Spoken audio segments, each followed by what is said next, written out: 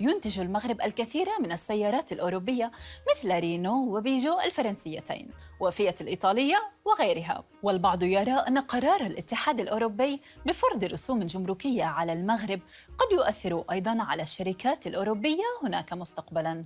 وهذا ينقلنا للحديث عن الشركات الأوروبية لصناعة السيارات والتي لها تاريخ طويل في المغرب. فالمغرب يتمتع بالعديد من المزايا التي جعلته من أوائل وأكبر منتجي السيارات في أفريقيا. تابعوا معي. شوارع المغرب عرفت السيارات الفرنسية منذ بداية الحماية الفرنسية عام 1912، لكن المغرب لم ينتظر طويلاً ودخل عالم صناعة السيارات في أواخر خمسينيات القرن الماضي بعد تأسيس أول مصنع لتجميع المركبات في الدار البيضاء بالشراكة مع غنو الفرنسية، وتلتها شركة بيجو وغيرها من الشركات العالمية.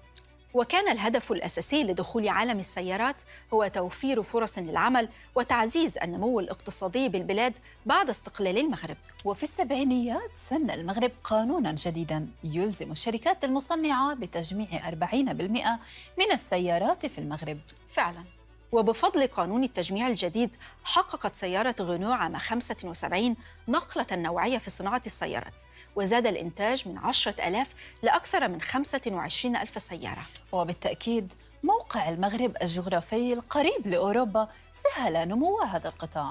موانئ المغرب القريبة من أوروبا كانت أحد العوامل الأساسية لازدهار هذا القطاع. أيضاً جهود الحكومة لتقوية البنية التحتية، خاصة فيما يتعلق بالمناطق الصناعية والطرق والمصانع والسكك الحديدية، وطبعاً تأهيل الموارد البشرية من مهندسين وتقنيين وعمال.